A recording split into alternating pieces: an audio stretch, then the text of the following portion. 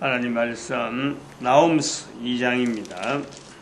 나홈스 2장 1절에서 끝절까지 말씀 교독합니다. 1절 말씀 제가 먼저 받들어 봉독드립니다. 파괴하는 자가 너를 치러 올라왔느니 너는 산성을 지키며 길을 파수하며 내 허리를 견고히 묶고 내 힘을 크게 굳게 할지어다.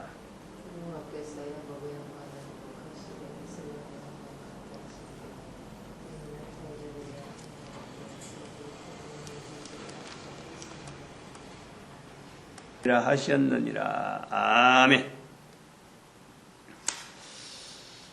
만군의 여호와의 말씀으로 인해서 전 인류가 지금 하나의 그 인류됨에 우리가 나아가고 있다 하는 것을 이것을 인지를 해야 됩니다. 인지를.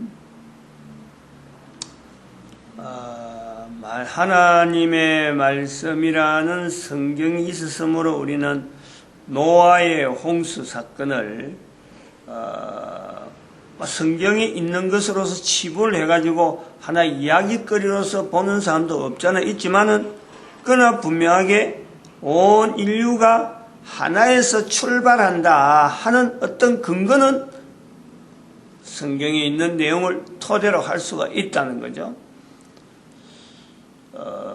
그러므로 앞으로 인류가 어떻게 될 것이냐, 어떤 인류의 형태로서 인류가 마감이 될까, 마감이 될까. 분명히 현재 있는 인류의 어떤 지금 현재 2015년 현재 우리가 느끼는 이 상황은 옛날보다 더하게 나쁜 쪽으로 환경이 인간이 살아갈 수 있는 환경이 아니고 살아갈 수 없는 환경으로 나아가는 것은 분명하죠. 그런데 계속해서 인간들은 더 살려고 하잖아요. 다른 사람들은 사라지더라도 자기는 살려고 하고 있어요. 제일 좋은 거는 자기가 누리려고 하는데 다른 사람들이 그 좋은 건 누리게 하지 않게 해서 자기가 독점하는 거예요. 전쟁을 해서 죽이는 거예요. 다른 사람을 죽이면 결국 자기도 죽는 거예요. 당장은 살아있는지 모르지만 내 후손이 없어지는 거예요. 내 후손이. 다른 사람 잘 되는 걸 보면은 그보다 더 잘 되려고 경쟁해서 올라간단 말이에요. 그래 그 사람을 눌려버리는 거예요. 그럼 그것은 그 사람을 죽이는 게 아니고 내 후손을 죽이는 거예요. 내가 잘 돼도 내 당대에는 어느 정도가 잘 되는 거 되지만 다음에 후손에 대한 것은 누구든지 장담 못해. 이런 구조, 이러한 인식, 사람들이 잘 되는 것, 잘 되게 하는 데는 하나의 모델을 통해서 저 사람을 보고 잘 되자, 우리도 저 사람 따라 잘 되자 하는 것에서는 이게 영웅적이고 이거는 이성 분야라. 내 이성, 내가 가진 개인 모든 인간이 가진 개인의 어떤 인격체 면역 시스템의 지 분야란 말이야. 지 분야. 정 분야는 절대 경쟁하지 않습니다. 동일하게 공유하는 거예요. 공유. 정 분야는. 지정의 정 분야는 모든 인간들에게 다 나누어지기 때문에 이것 갖고 네가 많이 가졌니 내가 많이 가졌니, 정 분야는 어느 누구도 이걸 갖고 경쟁하지 않아요. 그건 경쟁한다, 영웅주의다, 헬라주의다, 이 자체는요 지 분야의 성향이 발달하도록 그 환경이 그 유럽이라 하는 그 문화가 어떤 그런 쪽으로 발달해 있어갖고 사람들이 그쪽으로 막 치우친 거예요. 마찬가지 어분야를 할 수 있는 환경은 이거는 뭐 경쟁 자체가 없는 게고 이전에 있는 걸 갖고 그대로 유지되어지는 기존에 있는 걸 갖고 그대로 보존하려고 한 데는 이게 어분야란 말이에요. 어분야. 환경을 그대로 보존하고 앞에 있었던 그걸 하나의 전통, 안 하면 그거 자체를 하나의 세습, 그거 자체를 그대로 받아들이는 그것은 분야의 문화라. 이슬람이나 인도 문화가 그렇다는 거예요.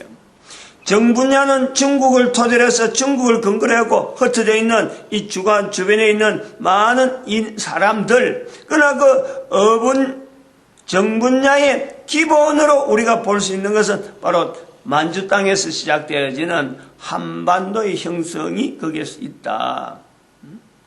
일본까지 다 들어가야 될 이유가 그래 있다는 거예요. 이 지정학적으로 이렇게 구분되어 있는 이런 환경, 어느 분야를 통해서 중국하고 일본, 인도하고가 구분되어지는 이런 히말라야 산맥이라든지 몽골 어떤 사막이라든지 이런 그 형성이 되어 있으므로 여기에서 유지가 되는 거예요. 다른 지형에서 들어오는 것을 차단시키는 게 차단. 그러면서 한 분야가 형성되도록, 문화가 형성되도록 지리적인 구조가 되어 있었어요. 인도 나름대로 형성되어지도록 주변에 사막하면 사막, 강이 뭐 강, 바다 뭐 바다에서 이렇게 형성되면서 저들이 변화가 없는 이런 구조로 있으니까 이게 유지가 된단 말이에요.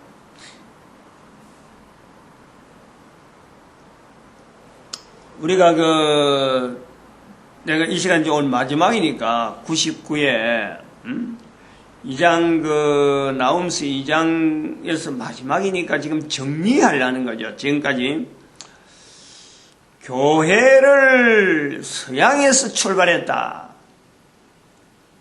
서양에서 헬라 문화가 나왔다. 헬라 문화를 통한 서양. 이런 건 우리가 연결이 돼요. 그러나 교회가 서양에서 나왔다. 우리가 그렇게 보면 안 된다는 거예요. 헬라 문화가 서양 지역, 즉 유럽 지역에 있는 서양이라 구분되어지는 사람들 전체를 헬라 문화의 형성을 그 그리스단 말이에요. 그리스가 지중해에 있는 아테네 주변에서 나오는 그 에게해 문명이라 하는 그 내용이 나와요.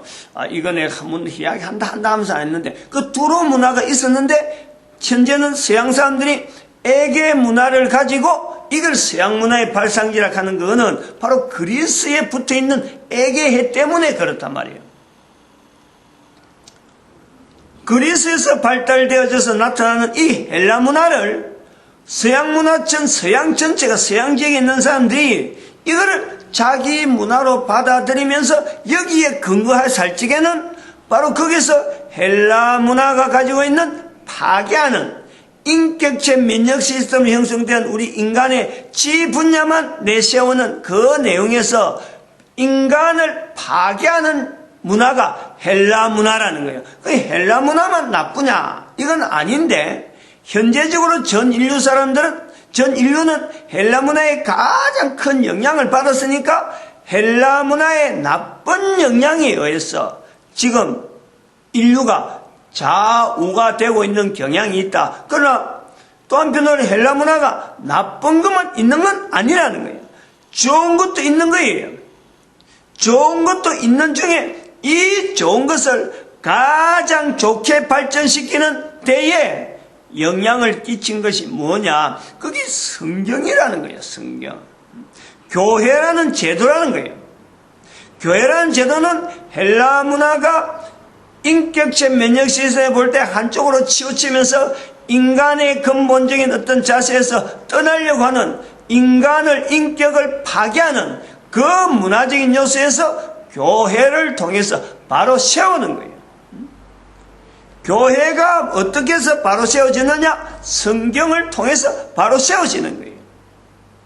성경은 그럼 어떻게 해서 교회를 바로 세우고 하나의 문화를 바로 세우는데 성경이라고 불려질 수 있느냐? 바로 거기서 만군의 여호와의 말씀이라. 이런 거 알맹이가 있단 말이에요. 알맹이. 헬라 문화가 있고 껍데기가 있으면 그 껍데기 형태를 나름대로 지금 수천 년이 지난 지금 어떻게 헬라 문화가 우리 모든 사람들에게 이렇게 영향을 미쳤느냐? 거기는 교회라고 하는 이 틀을 얹어서 헬라 문화가 옮겨져 온 거예요. 그러면 헬라 문화에 있는 이 교회가 이것이 올바르냐 바르지 못하냐? 교회도 분명히 바른 부분이 있고 바르지 못한 부분이 있어요. 전 세계에 흩어지는 교회가 그렇다니까요. 근데 이것도 형태라네. 이 교회가 그래도 교회의 형태로 있을 수 있는 것은 끊임없이 성경이라고 하는 이 토대를 붙잡으려고 하는 하나의 중심축이 있는 거예요. 이 중심축에서 우리가 들어가 보면 성경의 안에 이 성경이 도대체 교회는 이 성경을 어떤 자세로 가지고 나아가려 하느냐, 거기에서 만군의 여호와의 말씀이라 하는 이 틀을 붙잡으려고 하는데 바로 하나님 하는 여호와라고 부를 수 있는 어떤 존재에 대한 것을 인격적인 인격체 면역 시스템으로 형성되어 있는 인간이 인격체인 하나님으로 인정하려고 하는 이 구조가 있다. 근데 거기서 헬라 문화는 그런 요소가 없는 거예요. 하나님에 대한 인격체 하나님으로서 인정하려는 요소가 부족한 거예요. 이 부족한 부분을 교회를 통해서, 형태를 통해서 보충해 와가지고 전 인류의 인류사 흘러가는 여러 가지 과정 중에서 전쟁을 통한다, 안 그러면 무역을 통한다, 그리고 인쇄술이 발달한다, 또 여러 가지 문명의 여러 가지 혜택이 막 변화되는 과정에서 이것이 영국으로 통해서, 미국으로 통해서 나타났던, 오늘날 대한민국까지 넘어오는 이런 구조가 있단 말이에요. 어떤 껍데기, 눈으로 확인할 수 있고, 누구든지 객관적으로, 흐름이, 요런 흐름이야, 라는 것이 있단 말이에요. 근데 그 전체 흐름은 왜 그럼 이렇게 흘러왔을까? 왜 성경에 대한 내용은 영국을 통해서, 미국을 통해서 대한민국으로 왔는데, 또 한편으로는 우리는 그것보다 더하게 껍데기가 오는 정치, 국가의 형태, 국가의 제도, 이거는 로마에서부터 중국으로 해갖고 대한민국까지 영향 미치는 이런 영향이 있단 말이에요. 이거는 껍데기 형태라는 거예요.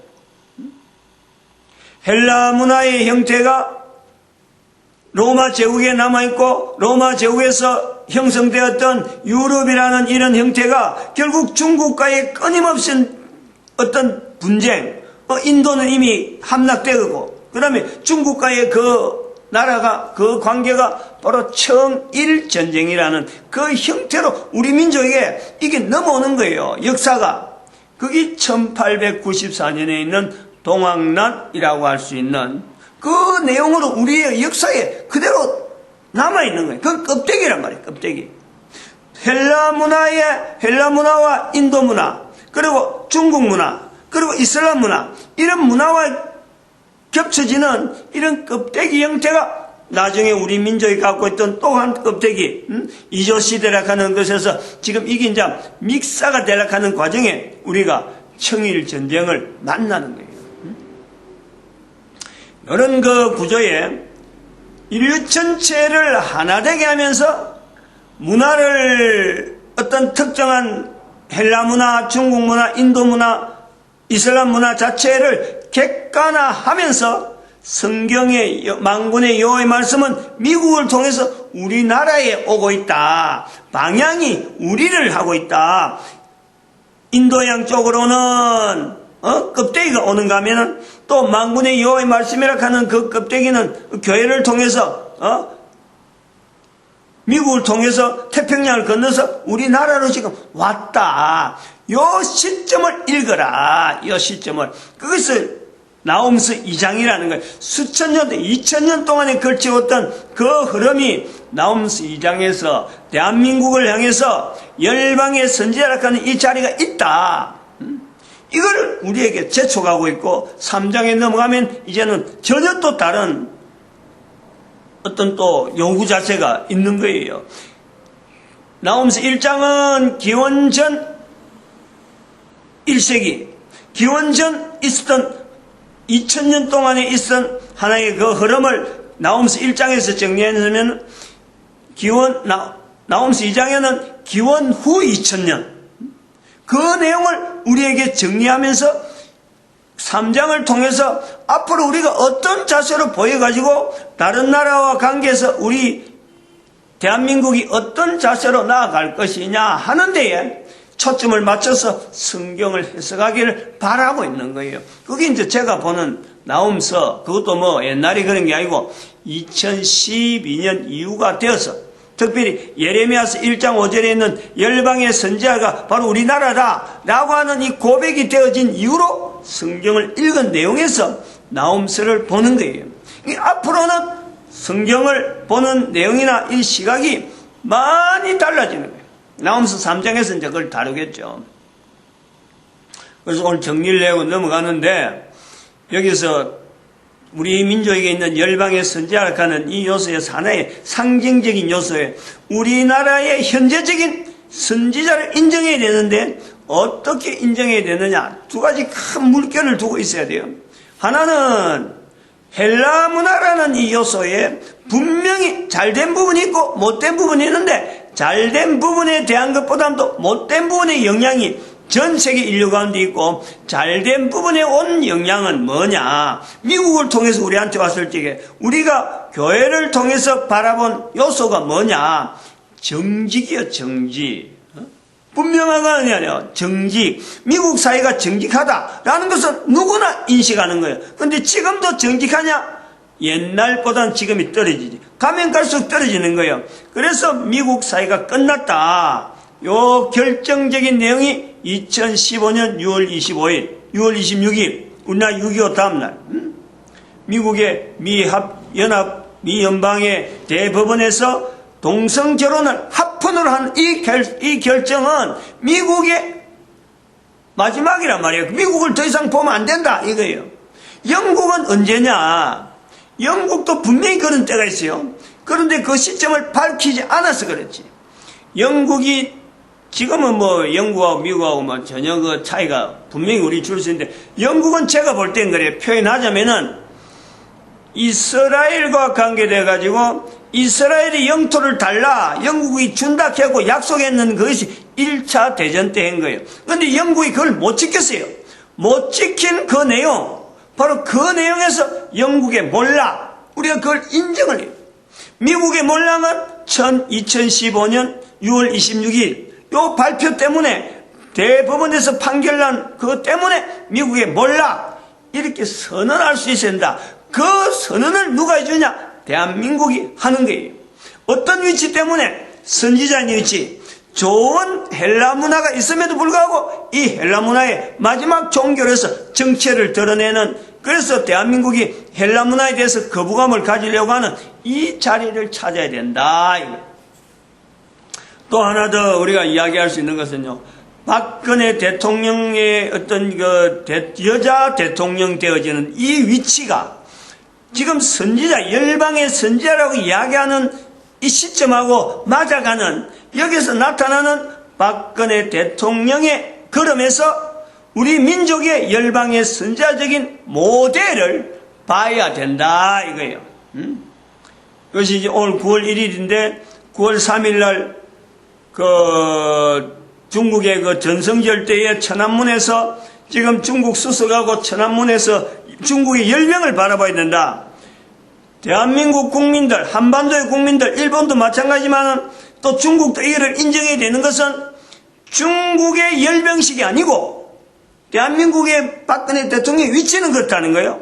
그 자리에 초청받아 갔지만은 중국의 열병식이 아니고 그 자리는 바로 앞으로 대한민국이 만주 땅을 회복해서 만주 땅에서 중국, 일본, 한국 이 세 나라가 거기서 형성되면서 한국이 주도적으로 전 세계 인류 가운데 열방의 선지자를 나타낼 수 있는 그 모델을 지금 보이는 거예요.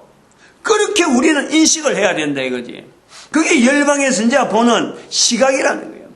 왜 그러느냐? 우리는 중국의 전성절이 아니고 우리는 바로 중국을 대항해서 싸웠던 자유주의, 즉 하나님을 중심했던, 하나님을 인정하려고 했던 남한이 공산주의를 끝까지 대항했던 전 세계 마지막 보루이면서 승리자의 승리자, 공산주의를 대항해서 이긴 승리국가가 바로 우리가 말이에요. 승리국가. 그런데 그것을, 장소를 지금 천안문에서 우리가 나타내야 될 이것을 우리 민족이 아직 모르고 있으니까 이걸 대신 나타내는 그 환경이 바로 박근혜 대통령의 선지자적인 모습에서 우리에게 보여주는 모델이다.